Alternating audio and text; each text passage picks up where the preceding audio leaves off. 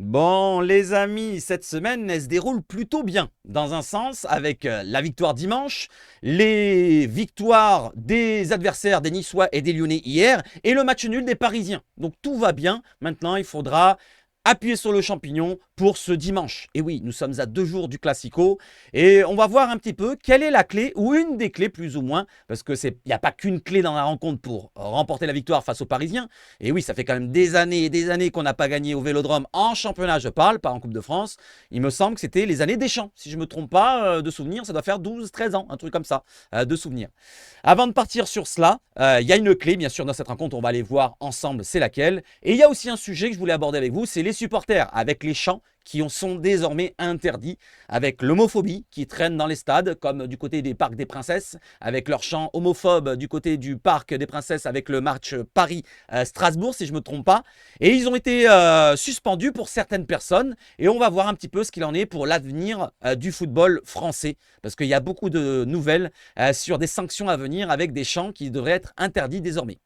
Alors, tout d'abord, on y va sur quoi? Sur l'abonnement, la cloche, le partage. N'hésitez pas à mettre une razzia de likes ou de dislikes si ça ne vous plaît pas comme contenu. La cloche pour être prévenu des autres contenus qui vont arriver. N'oubliez pas, il y a bientôt le mercato qui va arriver. On commencera, je pense, à rentrer franchement dans le mercato, les premières rumeurs concrètes à partir de novembre. Là, il y a eu les premières rumeurs un petit peu farfelues, comme les Mudryk, comme les Pogba, comme les Rashford. Maintenant, on va aller sur le concret petit à petit et je vais vous reléguer à chaque fois les informations que je trouve plus ou moins concrètes. Voilà, ce qu'on peut dire qui est sérieux ou pas. Allez les amis, on y va sur quoi? Sur l'introduction. Let's go, KKO.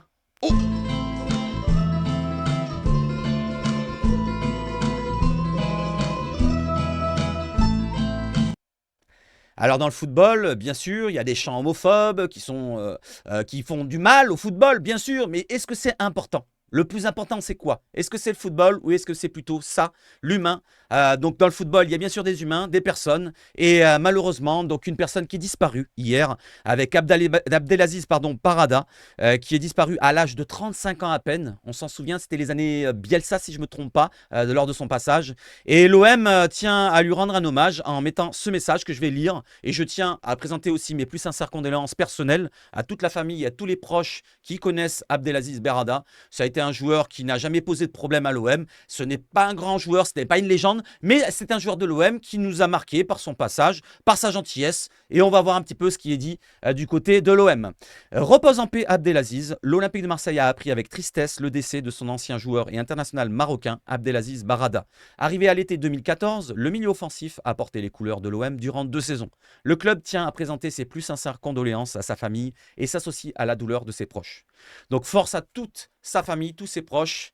Et s'il y en a un qui est concerné, qui n'hésite pas à me le dire, moi je lui envoie toute la force qu'il faut. N'hésitez pas à mettre un joli message dans les commentaires. Je ne veux pas voir un message de travers, sinon je bloque. Allez, on enchaîne les amis avec les actus un peu plus joyeuses ou on va dire, bon, c'est pas très joyeux non plus. On va écouter un petit peu ce qui se dit du côté du ministre des Sports. On va voir ce qu'il nous a dit du côté de BFM. Alors je vous mets le son, je vais mettre un filtre avant tout, voilà. Vous avez le filtre à l'arrivée des radios pour pas qu'on voit les images de BFM. Écoutez bien ce que nous dit le ministre des Sports, ça dure 30 secondes. La demande qui a été faite à la Ligue de foot professionnelle, à la Fédération française de football en général, c'est d'appliquer désormais strictement. Suspension, interruption du match. Ce que vous nous dites, monsieur Averroux, monsieur le ministre, c'est que dimanche soir, au stade Vélodrome, Olympique de Marseille, Paris Saint-Germain, s'il y a des chants homophobes répétés, le match sera arrêté? Il sera arrêté, il sera perdu pour l'équipe qui reçoit. Ah. Et c'est très clair et ça a été très bien entendu par la Ligue de foot. En fait, ce qui veut dire, c'est que s'il y a des chants homophobes, comme les OIS, enhulés, ou les, vous voyez ce que je veux dire, les Bordelais, c'est des machins, et les Parisiens, c'est des machins, tout ce que vous voulez, eh ben, il y aura peut-être une interruption de la rencontre. Si ça se répète juste après, une autre interruption, peut-être une ou deux encore, et après, ça sera l'arrêt total du match et la victoire pour les adversaires. Par exemple, Paris qui joue dimanche au Vélodrome. Donc, je trouve ça assez chiant dans le football. Si on n'a plus le droit de faire un petit chant OIS enhulé, si on n'a plus le droit de faire des chants particuliers, c'est pas qu'on vise la communauté des gays ou des lesbiennes, tout ce que vous voulez, c'est juste que c'est depuis des années, des décennies dans le football. C'est comme ça, c'est le folklore. Comme il avait dit à l'époque, paix à son âme René, qui était passé du côté de je sais plus quelle antenne. Il avait dit, au bout d'un moment, dans le football, faut pas nous faire chier, faut nous laisser un petit peu tranquille. Déjà que les places, elles augmentent, déjà qu'on veut que ça soit un spectacle comme au cinéma. On va nous donner du popcorn bientôt dans le stade. Et bientôt, on va se retrouver comme en Angleterre, avec plus un bruit dans les stades. Et on va se retrouver avec payer des places super chères pour un spectacle qui sera juste, on reste assis, on attend la rencontre, on regarde comme si on était à la télé. Alors, autant rester à la télé si on veut regarder des matchs comme au cinéma. Allez, j'enchaîne avec ceci, cela. Il y a aussi d'autres nouvelles. On va voir du côté de la Provence qui nous dit quoi. On y va tout de suite. Le ministre des Sports, Gilles Averroux, que vous avez vu là, s'est exprimé ce jeudi après-midi sur BFM TV pour annoncer plusieurs mesures. Il y a cette mesure-là pour les chants homophobes, à la suite des débordements survenus le week-end dernier en Ligue 1. Gilles Averroux, ministre des Sports, a indiqué jeudi sur BFM TV qu'il allait activer la billetterie nominative pour l'OM, Lyon et le PSG a demandé aux instances du football français d'appliquer le protocole FIFA qui permet d'arrêter les matchs en cas de chant homophobe. Alors, activer la billetterie nominative, ça veut dire quoi? Ça veut dire qu'à chaque fois que vous aurez besoin d'aller dans le stade, il faut que vous ayez votre nom, peut-être votre photo, peut-être qu'on va être fiché, S ou je ne sais pas quelle fiche. Donc on aura notre nom, notre prénom, notre taille, notre âge, notre sexe, notre taille du sexe, nos poils, nos ci, nos là. Voilà, donc sur le billet, ça sera nominatif. Donc on ne pourra plus rentrer avec un billet qui sera neutre ou un billet qu'on aura acheté une autre personne qui n'a pas la possibilité d'aller au stade. Par exemple, imaginons qu'il y a une personne qui ne peut pas aller au MPSG au dernier moment, il le donne à sa famille. Et bien s'il le donne à sa famille, la personne qui va au stade, ils vont lui dire non, vous n'appelez pas Robert Dupont, je veux dire, mais vous appelez Stéphane Dupont. C'est pas pareil. Mais c'est mon père. Eh ben c'est pas grave. Vous avez qu'à dire à votre père de venir. Mais il est mort. Eh ben c'est pas grave. Il avait qu'à pas mourir aujourd'hui. Voilà comment ça va marcher maintenant avec les billets nominatifs. Après, ce qu'on peut dire, c'est que ça va arranger les choses. C'est pour tous ceux qui font un marchandage aussi sur les billets qui revendent à chaque fois plus cher. Ça aussi, ça va permettre d'atténuer un petit peu cette, on va l'appeler fraude. Parce que moi, je pense qu'il y en a beaucoup qui sont des billets comme ça et ils n'ont pas d'autre moyen de se faire de l'argent. Donc, s'il y en a qui se font que ça comme ça, c'est pas non plus un gros délit, comme je vais dire. Ah, voilà donc du côté des nouvelles instances, je veux dire, les instances qu'ils installent depuis maintenant et depuis le 31 décembre pour les billets nominatifs. Pour les chants homophobes, c'est à partir de maintenant. Donc dimanche, il y aura les chants homophobes qui seront surveillés. S'il y a un OIS enculé, peut-être que le match sera interrompu, pardon. Et après, si ça recommence, après une interruption, peut-être que le match sera arrêté et que l'OM perdra le match. Voilà comment ça va se passer dorénavant. Il y a aussi une autre information que je tenais à vous préciser, il n'y a que 200 interdictions de stade en France, à peine, alors qu'en Angleterre, il y en a 3000. Ça, c'est le ministre de l'Intérieur, Bruno Retailleau, qui a précisé ça. Alors ça, je vois le coup venir qu'il y aura de plus en plus d'interdictions de stade. Donc tenez-vous au courant de cela. Pour ceux qui font des bêtises dans les stades, attention, ne jetez pas des gobelets, ne dites pas des insultes à caractère homophobe, par exemple. Ne dites pas « Oh salaud, gna gna », vous voyez ce que je veux dire, sale P, né. Ouais, ne dites pas des trucs comme ça, sinon, interdiction de stade, ça va venir. À mon avis, on va se retrouver comme en Angleterre. Voilà, ça va se retrouver comme en Angleterre. Voilà les amis, c'est pas un petit coup de gueule, mais c'était une petite précision pour les instances qui mettent ça en place. D'autres choses aussi, Bruno Retailleau qui nous a précisé quoi? Je placerai des policiers régulièrement en tenue de civil dans les stades pour repérer individuellement les fauteurs de troubles. Vous ne les verrez pas. Je ne vais pas vous dire où ils seront. J'en ai parlé à l'ANS, l'Association nationale des supporters, pardon. Et pourquoi pas? Donc il va installer des policiers qui seront en civil dans les stades pour surveiller s'il y a une personne qui va dire « Oh, l'enculé !» Et ben hop, ils vont le prendre, hop, en dehors du stade, et suspension, interdiction de stade pendant 150 ans. Voilà les amis, où nous en sommes pour les instances qui mettent leur grain de sable dans le football. Même s'ils ne connaissent pas dans le football, ils ne savent pas ce que c'est le folklore footballistique. Et ben malheureusement, ils nous font chier. Voilà, moi je vais vous dire, ils nous font chier. Avec les suspensions qu'on a déjà, avec nos joueurs qui sont suspendus pour telle ou telle raison à la LFP qui ne sait pas voir si les arbitres font des erreurs aussi parfois. Les suspensions aussi pour nos dirigeants qui, un mot de trop, par exemple Benassia, il a dit ce qu'il pensait dans sa tête, un peu trop de franchise, et ben il se prend 3 matchs. Madimogne, je ne sais pas ce qu'il a dit, mais s'il a dit des insultes, bon, c'est pas pareil. Longoria, on ne sait pas ce qu'il a dit encore, et ben il est suspendu pour un match. Voilà, donc après cela, maintenant, on va voir, on va tester. Voilà, ça va être le test au Vélodrome. Pour le premier match, ça va être OM Paris. Donc c'est quand même d'habitude, on aura toujours de l'expérimental au Vélodrome. Allez, on enchaîne avec le Vélodrome justement, et cette fois des bonnes nouvelles, des statistiques. Je reviens sur la date par contre des billets nominatifs, pardon. à partir du 31 décembre. Donc, c'est pas tout de suite que les billets, vous aurez besoin d'avoir votre nom, votre photo et tout ce que vous voulez. Donc, ça sera à partir du 31 décembre. Ensuite, on enchaîne avec les informations. Karim Attab qui nous précise que quoi? Aujourd'hui, je suis en live avec vous, mais pas sur YouTube, sur Twitch. On se retrouve à 13 h sur Twitch. N'hésitez pas à venir nombreux, vous avez le lien en description. À partir de 13 h pour la conférence de presse d'avant-match du Classico. Il y aura Balerdi et le coach de Zerbi dans la nouvelle salle de presse de la commanderie avant au MPG, nous dit Karim Attab. Donc 13h30 pour le début de la conférence de presse, mais nous, on sera là à 13 h. On va parler d'un sujet, de l'autre. On va reparler peut-être des chants homophobes ou d'autres sujets. Et on va parler ensemble pendant une bonne demi-heure, voire peut-être 3/4 d'heure si ça dure un peu plus longtemps. Donc on se retrouve, comme je l'ai dit, sur Twitch. Vous avez l'affiche qui est ici dans l'onglet communauté de la chaîne. Vous avez le lien aussi dans l'onglet communauté de la chaîne. Si vous ne le trouvez pas en dessous là dans la description, c'est assez facile. Vous descendez dans la description, il y a marqué la même chose. Twitch, conf, OM, Seb. Vous avez un petit message aussi pour vous dire que j'ai décalé le live. Logiquement, je devais faire un live à 11 h tout à l'heure sur YouTube. Je l'ai décalé demain. Donc samedi, on se retrouvera à 11 h pour faire une matinale. Aujourd'hui, il n'y a pas de matinale. Ça sera pas une matinale, mais comme on dit quand on le fait au déjeuner, une déjeunale. Voilà, une déjeunale. À partir de 12h45, 13 h, on se retrouve sur Twitch et on fera la même chose. On parlera juste sur Twitch, c'est différent. Voilà les amis, donc une vidéo pourrait tomber. Et ben, vous êtes en train de la regarder. Allez, on enchaîne avec l'entraînement. L'entraînement, alors là, je ne peux pas vous mettre le son, sinon je vais être striké. Il y a une musique, dommage, sinon je vous aurais mis le son. On entend les ferveurs des joueurs quand ils acclament les buts ou pas des joueurs qui sont en train de s'entraîner. Là, vous voyez un petit peu d'intensité avec Luis Enrique qui va placer le ballon dans le cercle. Des frappes sur les poteaux, dans les petits buts. Derek Cornelius, l'aller-retour. Greenwood avec sa langue sortie. Et voilà, plein d'entraînements avec Rabiot, du sourire, de la ferveur, du rythme quand même, avec Roncher qu'on voit beaucoup dans la vidéo. Par contre, on n'a pas vu Quentin Merlin, même s'il est revenu dans le groupe, on ne l'a pas vu. Donc, est-ce que ça veut dire qu'il ne sera pas là disponible? Là, on a vu Roncher, on a vu Mopé, on a vu plein d'autres joueurs. Voilà les amis, donc si vous voulez voir cette vidéo-là, elle est disponible gratuitement sur le site de l'OM. Ou alors sur la chaîne de l'OM, peut-être qu'elle y est, je ne pense pas. Mais au moins, vous l'avez sur le compte Twitter de l'OM. Elle est ici, elle dure 2 minutes. Et on a déjà duré 1 minute, ça dure de trop. Allez, on enchaîne avec les deux coachs. Les deux coachs, depuis son arrivée à Marseille, Roberto De Zerbi se veut sincère et parfois sans filtre dans ses prises de parole. Contrairement au coach parisien Luis Enrique, l'entraîneur de l'OM aime parler football face aux médias et n'est pas dérangé par les questions sur son style de jeu ou sur ses choix tactiques.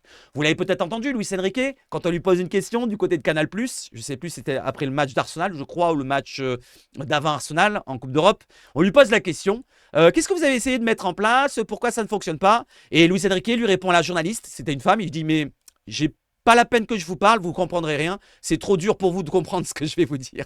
Et il est parti comme ça. Elle est restée comme ça, la femme. On l'a fait, bon ben, on verra ça la prochaine fois. Donc, il est un petit peu fermé sur lui, un petit peu hautain de sa personne. Et il ne veut pas trop parler du côté tactique. Il n'aime pas parler football. À contrario d'un De Zerbi qui est un peu plus ouvert. Et il n'hésite pas, De Zerbi, à parler directement à ses joueurs pour leur dire bah, tu ne joueras pas, tu joues de ce qui se dit du côté de RMC. Je continue. L'entraîneur de l'OM aime parler football face aux médias et n'est pas dérangé par les questions sur son style de jeu ou ses choix tactiques. Une communication qui ressemble à sa personnalité et qu'il juge nécessaire dans une ville chaude et passionnée selon RMC Sport. Voilà les deux coachs qui sont totalement différents, un peu dos à dos comme vous les voyez à l'image.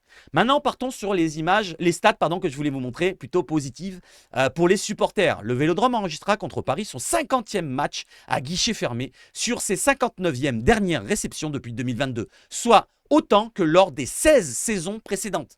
Lors des 16 années avant, donc avant 2022, entre 2006 et 2022, l'OM n'avait enregistré que 50 matchs à guichet fermé, donc pendant 16 ans, 2006 à 2022, et de 2022 à maintenant, 2024, en 2 ans, on a enregistré 50 matchs à domicile à guichet fermé.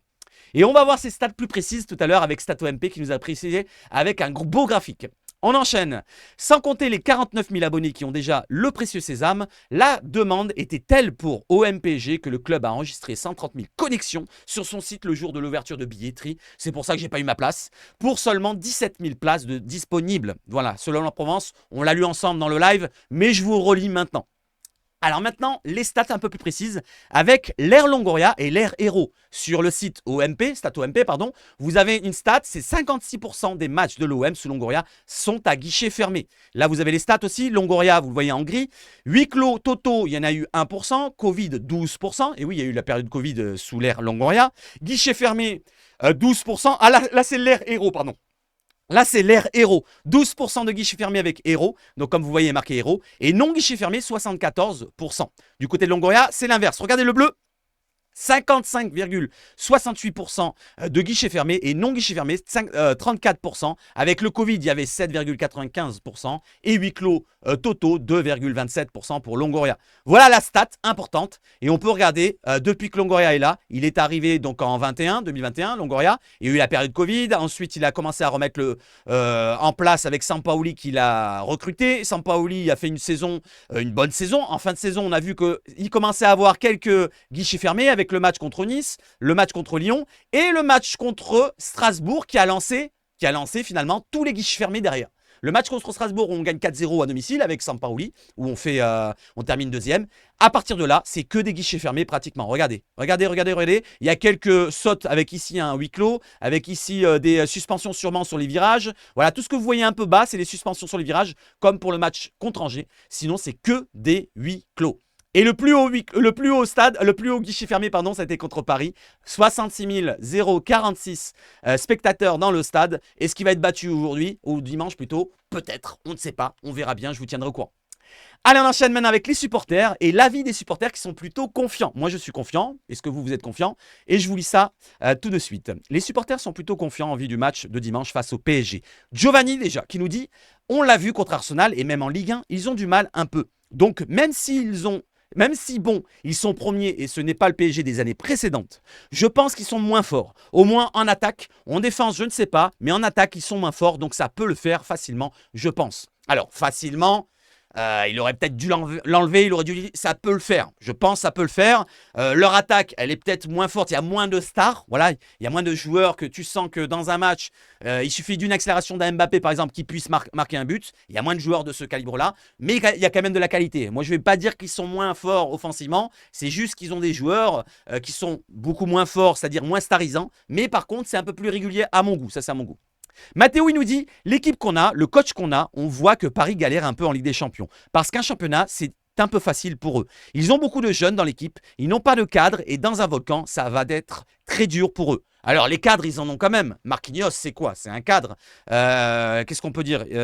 Finalement, c'est tout. C'est tout. Finalement, Marquinhos, c'est le seul cadre que je regarde. Vitinha, qui peut faire office de cadre, même s'il est jeune, il a que 24 ans, un truc comme ça. Le gardien de Naruma, non, c'est jeune aussi.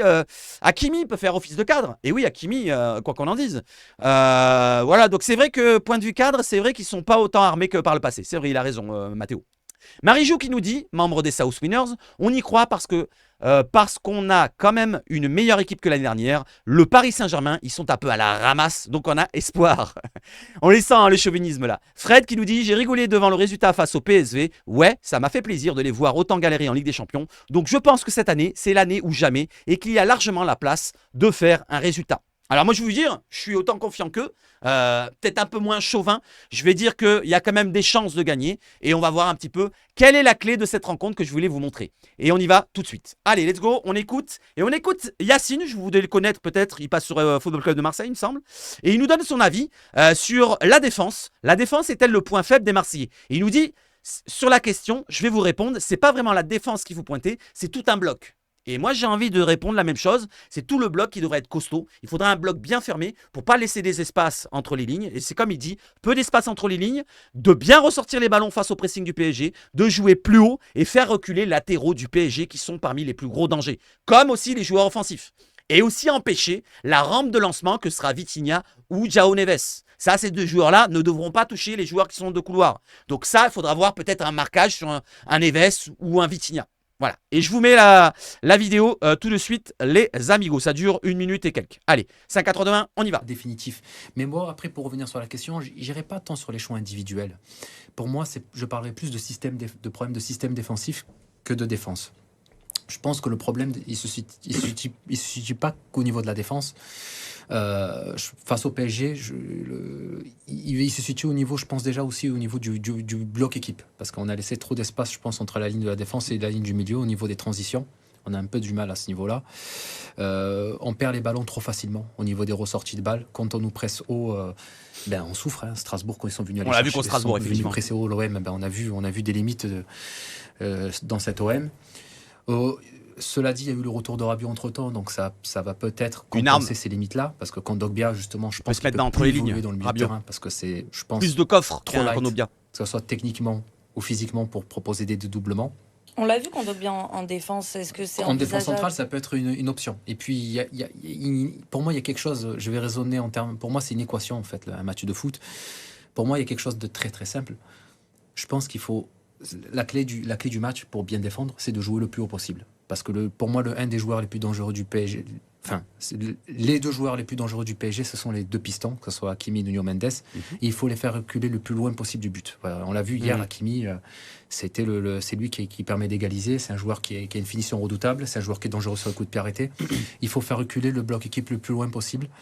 Et en même temps, ça permettra à la défense olympienne de plus facilement anticiper les déplacements de Dembélé et de Barcola. Parce que le PSG a un défaut, c'est que souvent les attaques des joueurs du PSG se font un peu de manière individuelle. Voilà, donc là, après, il va s'enfermer un petit peu dans cette phrase qui dit, là, l'individualisme, au bout d'un moment, il pêche un petit peu là-dessus parce qu'ils veulent trop forcer le scénario. Donc, pour ce qu'il dit là, est-ce que vous pensez la même chose qu'est-ce qu'il a dit Yacine, c'est-à-dire rester le plus haut possible, de mettre le bloc le plus haut possible pour les empêcher de partir et de prendre la profondeur sur les couloirs. Voilà, que ce soit Hakimi et du côté de gauche de Mendes. Pareil pour Barcola et de l'autre côté Dembélé. Il faudra empêcher la relation entre les milieux, comme je vous le dis. Il faudra faire un gros bloc, que ce soit sur les couloirs et même au milieu. Il faudra être bien intense et bien dense dans le cœur du jeu, avec les Rabiot qui vont être ajoutés pour faire un petit peu l'interligne entre le milieu de terrain, comme je vous l'ai dit, défensif et le milieu de terrain créatif-offensif.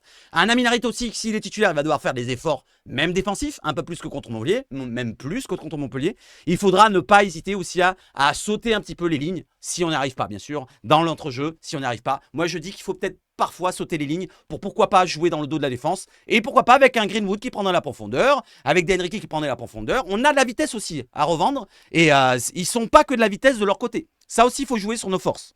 Voilà, n'hésitez pas à me dire ce que vous en pensez sur la clé de cette rencontre-là. Selon Yacine, c'est une des clés, moi je vais vous dire, il y en a d'autres. Mais voilà, donc je trouve que c'était plutôt pertinent cet avis-là. Et on enchaîne maintenant avec Karim Attab qui nous dit quoi? Que la 12e journée Lens-OM se déroulera le samedi 23 novembre à 17h.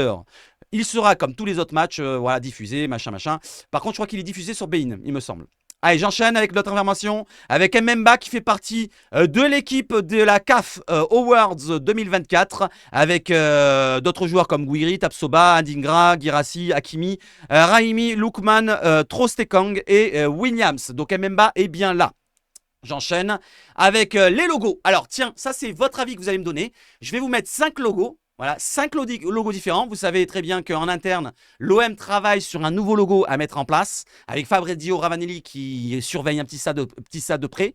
Et je vous mets ça en place avec 5 logos différents à chaque vidéo si j'arrive à en trouver 5 à chaque vidéo. Si j'en trouve pas 5, je vous en mettrai 3. Ou alors si j'en trouve pas 3, je vous en mettrai pas du tout. J'attendrai d'avoir une autre vidéo.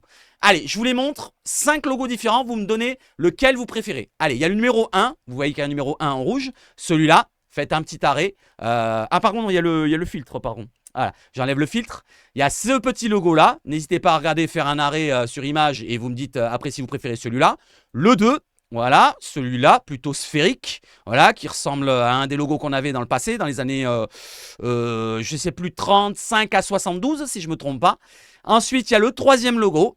Le 3e logo que j'ai montré à certaines personnes sur le Discord, je le trouve très beau celui-là. N'hésitez pas à me dire ce que vous en pensez. Mais moi, je préfère quand même le dernier. Vous allez voir le dernier, il est magnifique.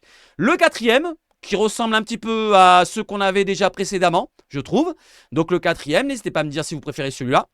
Ou le 5e qui pour moi est mon préféré. Le 5e qui ressemble à un de nos passés. Et franchement, je le trouve magnifique. Alors peut-être parce qu'il y a le semblant de tissu derrière, mais je le trouve magnifique celui-là. N'hésitez pas à me dire ce que vous en pensez. Du 1 au 5, mettez-moi logo 1, logo 5, logo 2, logo 3, ce que vous voulez. Mais n'hésitez pas à me dire, si vous avez envie de mettre l'ordre, n'hésitez pas à me dire le 5, le 3, le 2, le 1, ce que vous voulez. Allez les amis, on va passer maintenant sur quoi? Sur la presse. On y va tout de suite. Le point presse de cette vidéo-là. Pour ceux qui ne veulent pas m'écouter lire, c'est terminé pour vous la vidéo. N'hésitez pas à me soutenir et le soutien tient important pour cette chaîne-là. Allez, n'oubliez pas le like, le partage, la connexion et tout ce que vous voulez, Naval. Allez, on y va, let's go pour le point presse. Ouais, c'est le point presse. Allez, le point près, je me suis un peu emmêlé dans ma parole, mais bon, c'est pas grave, on s'en fout. Vitinha, faut-il s'inquiéter? Alors, du côté parisien, je vous ai parlé de Neves, de Vitinha, c'est deux joueurs importants. C'est des rampes de lancement pour donner des ballons aux joueurs de couloir que sont Hakimi, Nuno Mendes, Barcola et l'autre de côté Dembélé. Donc, ces joueurs-là sont très importants dans le jeu parisien. Et depuis le début de saison, on a un Vitinha qui est un peu en dedans. On a un Zahir Emery, je sais pas comment il s'appelle, Warren Zahir Emery. Voilà, j'ai du mal à le dire entier, bon bref, c'est pas grave. Qui a du mal aussi, mais lui, c'est pas vraiment le même domaine de profil de joueur. Et on a Neves qui, pour l'instant, fonctionne bien. Donc, si ça ne va pas avec Vitinha, il faudra se concentrer sur Neves, par contre. On peut regarder une autre stat, c'est celle-ci. Paris n'a perdu aucun de ses 28 derniers matchs à l'extérieur en Ligue 1 depuis 28 matchs. 21 victoires, 7 nuls, plus longue série de l'histoire de la compétition. Cette série avait débuté au Vélodrome le 26 février 2023. 3-0. Donc, 2023, ils ne se sont pas trompés. Non, c'est 2013. Je crois, non? Ils ne sont pas trompés, c'est pas 2023? Ah non, pardon, c'est la victoire qu'ils ont fait. Oui, ils ont fait la victoire à Marseille, pardon, excusez-moi, je me suis un peu emmêlé les pinceaux. Donc 28 matchs sans défaite à l'extérieur pour les Parisiens. Et c'était au Vélodrome qu'ils ont commencé cette série-là. Donc pourquoi pas la finir au Vélodrome. Allez, on enchaîne et on va lire un petit peu l'article. Pour les latéraux, pas idéaux. Renforcés partout ailleurs, les Marseillais paraissent encore fragiles sur les côtés, où ils doivent encore bricoler en l'absence de Quentin Merlin, trop juste pour débuter dimanche contre le PSG. Et derrière, il y en a un article qui concerne Monsieur Højbjerg, qui est plutôt sympa. J'ai commencé à lire. On a un avis avec Clément Langlais qui nous donne son avis. On a un avis aussi de Benoît Chéroux. N'hésitez pas à rester. Juste après, il y a l'avis pour Højbjerg, la plaque tournante du jeu marseillais. Alors, je vous lis ça. Je vous lis l'article. Anthony Clément. Il n'y a rien de tel qu'une victoire. 5-0 pour chasser les doutes. Les Marseillais passent donc la semaine vent dans le dos. Après leur triomphe à Montpellier et avant de recevoir dimanche le PSG. La confiance des attaquants est gonflée. L'entrejeu est très bien outillé. Le gardien Jérôme Rouille a réussi les arrêts qu'il faut. Mais toutes les questions ne sont pas envolées pour autant. Après avoir concédé quelques occasions gâchées dimanche dernier par le maladroit Hérolté, l'OM est-il assez solide pour résister au PSG? Plus efficace en Ligue 1 qu'en Ligue des Champions? Point d'interrogation. S'intéresser au sujet revient à s'inquiéter pour les côtés de la défense. Comme je l'ai dit hier avec la vidéo où je vous ai mis la compo mix, c'est vraiment nos latéraux qui sont en difficulté. On a vraiment un seul latéral qui est au niveau, c'est Merlin, et il n'est peut-être pas là. Et derrière, on a 3 joueurs moyens pour compenser un petit peu avec Murillo, Lirola et Garcia. Donc il faudrait peut-être recruter cet hiver dans ce domaine-là. Je continue. S'intéresser au sujet revient à s'inquiéter sur les côtés de la défense. Le secteur où Roberto De Zerbi compte le moins de solutions. Si la reconstruction estivale de l'effectif a été impressionnante, elle ne pouvait pas être intégrale et elle n'a pas concerné les latéraux. Les dirigeants n'avaient pas le chéquier pour attirer Nuno Mendes ou Achraf Hakimi. Et ils ont renoncé à attirer Kylian Sildia. Et oui, Kylian Sildia, le joueur de Fribourg, malheureusement, il n'est pas venu. L'arrière droit de Fribourg, car il devrait concrétiser un départ pour boucler son arrivée. Tout le monde est finalement resté sur les indésirables et les indésirables de l'été sont devenus d'utiles recours, au gré des absences. Quant à Quentin Merlin, a dû dépanner dans l'entrejeu à Brest, 5-1. C'est ainsi Paul Lirola qui a été relancé à gauche et l'Espagnol qui a vécu sa seconde titularisation de la saison à Montpellier à droite. À gauche, Ulysse Garcia était aligné et lui aussi est un ancien lofter, naturellement réintégré car son état d'esprit est apprécié et parce que Merlin n'avait pas de doublure.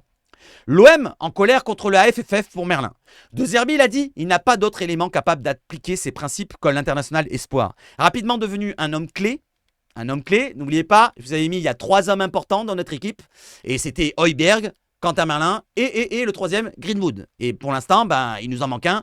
Est-ce que ça va nous porter préjudice? On verra ça dimanche. Rapidement devenu un homme clé de son système en pouvant endosser un rôle hybride avec des montées à l'intérieur du jeu, sans lui, l'équipe ne fonctionne plus de la même façon et c'est le cas depuis la trêve internationale de septembre. Quand il s'est blessé à une cuisse avec les Bleuets lors du premier match du rassemblement, ce qui ne l'a pas empêché de disputer le second.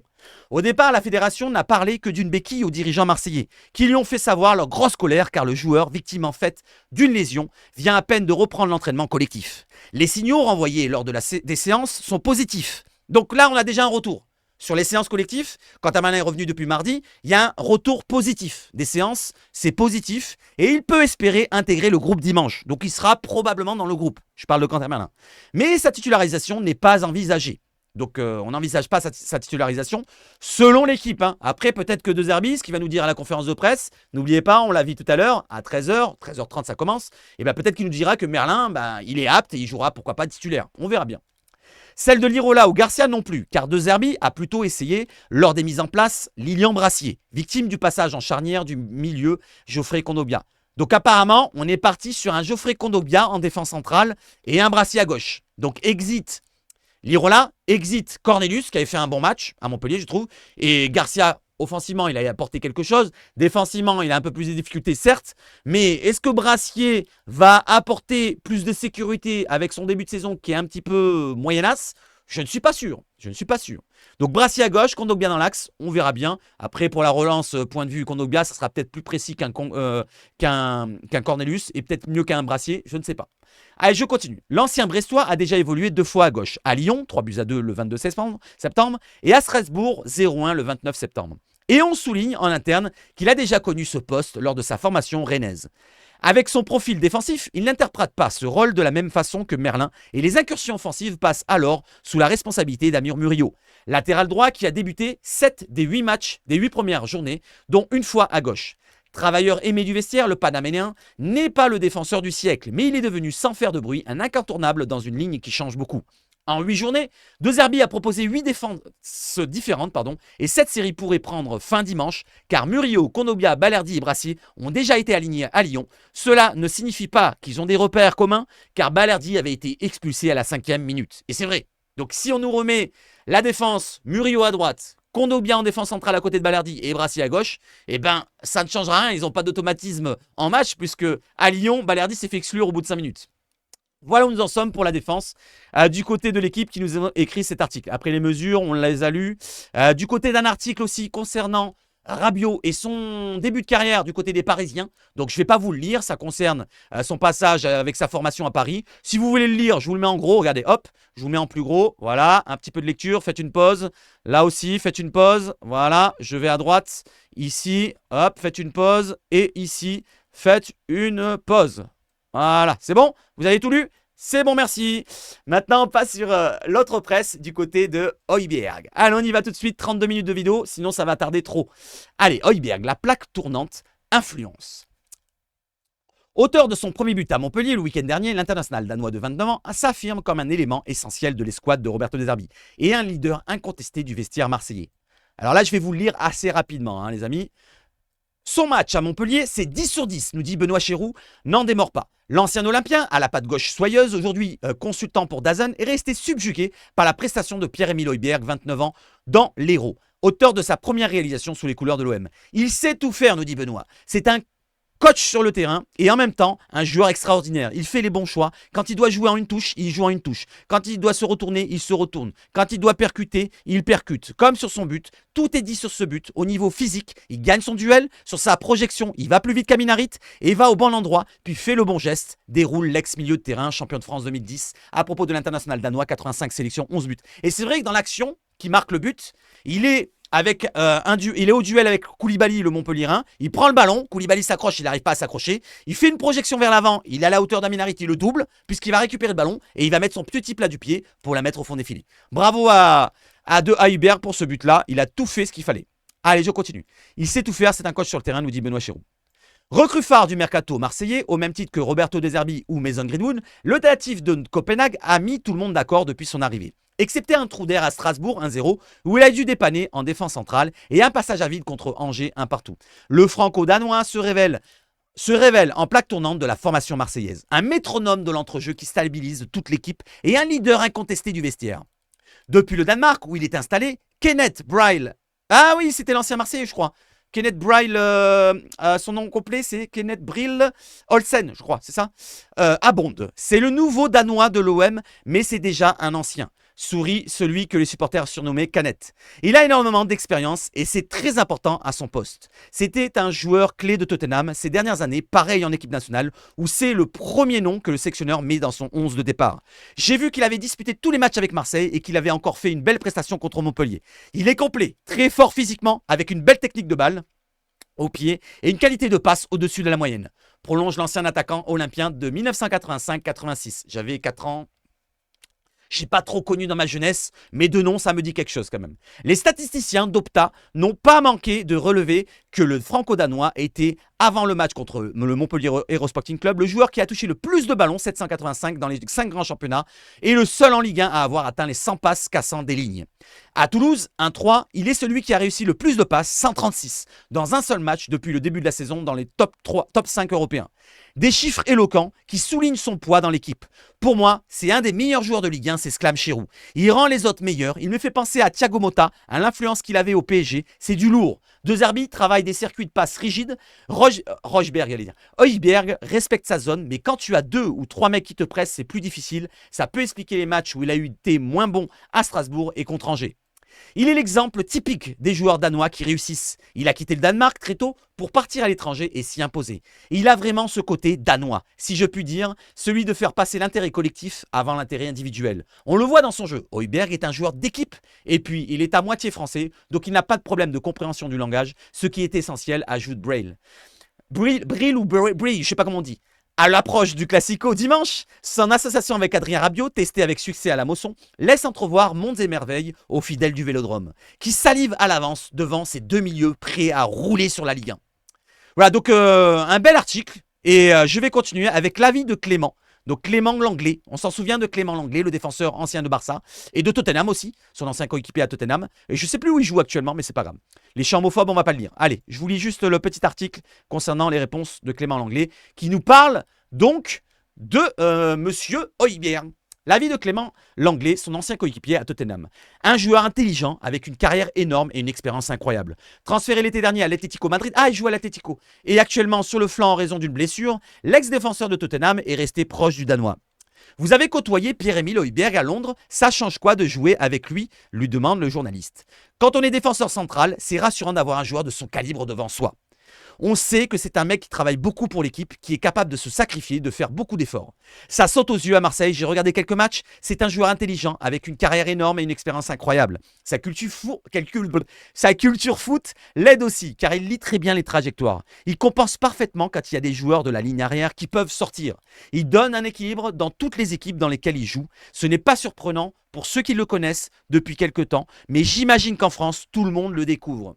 Non, franchement, moi, de ce que j'avais vu de ces matchs, alors je ne vais pas vous dire que je le connaissais à 100%, mais de ce que j'avais vu de ces matchs, franchement, je trouve que c'était un excellent joueur. Il allait nous apporter ce côté leader et je ne me suis pas trompé. J'avais dit quand il était arrivé que c'était la meilleure recrue pour moi devant tous les autres et j'avais dit que ça allait être peut-être un des meilleurs joueurs de Ligue 1. N'oubliez pas, je l'ai dit dès le début quand il est arrivé et j'étais vraiment hypé de sa venue. Si vous n'êtes pas d'accord avec moi de ce que je dis là, regardez mes vidéos du Mercato. N'hésitez pas à regarder quand Højbjerg a été cité dans les premières rumeurs.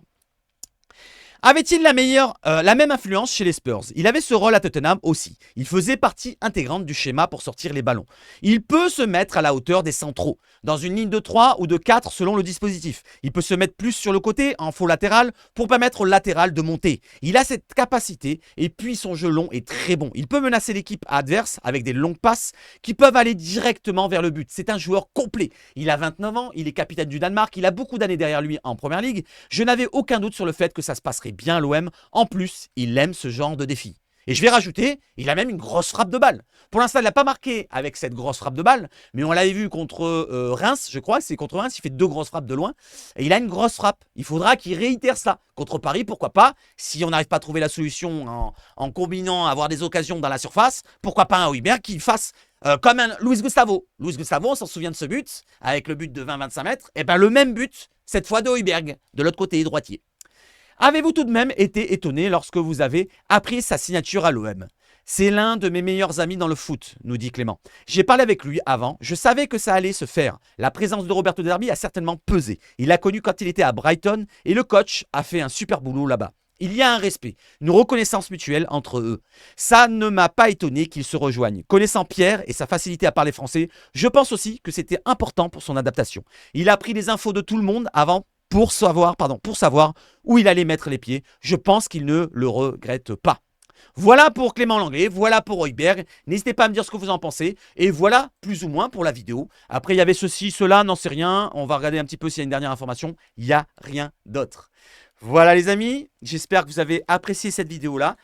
C'est bon, j'ai été assez vite pour le lire. J'ai mis à peu près 40 minutes pour la vidéo. N'hésitez pas, je vous rappelle encore, c'est la 3e fois dans cette vidéo-là. Je fais beaucoup de racolage en ce moment parce que je vois que la chaîne commence à s'essouffler. Et je vous demande de donner de la force pour qu'on continue ensemble toute la saison. On essaye d'atteindre les 20 000 avant la fin de l'année et c'est à vous de vous abonner. Pour ceux qui plaisent à me regarder et qui ne sont pas abonnés, eh ben, c'est juste en dessous. C'est gratuit. Voilà, tu vas en dessous, c'est gratuit en dessous de ma trombine. Tu as le petit bouton s'abonner et tu cliques dessus. Et après, tu mets un petit like ou un dislike si tu n'aimes pas. Et après, tu vas dans les commentaires, tu mets Seb, je préfère le logo numéro 1 ou le numéro 5 par exemple. Ou tu réagis sur Højbjerg. Seb, tu as raison, Højbjerg, c'est la meilleure recrue qu'on a eue. Ou alors, Seb, tu as raison sur la clé du match. Je pense que si on joue en bloc et on joue très haut, comme il a dit Yacine, ça peut être une des clés du match. Et Seb, tu as raison, aller jouer et aller presser sur les deux qui seront au milieu de terrain, que ce soit Neves et Vitinha qui vont être les rampes de lancement, c'est très important aussi pour une des clés du match. Seb, tu as raison sur tout ce que tu dis.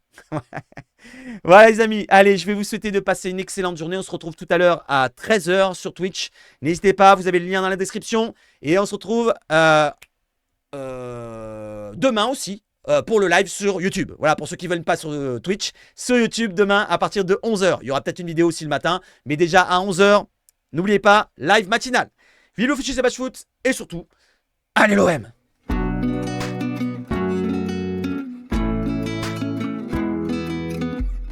Ciao, ciao, ciao!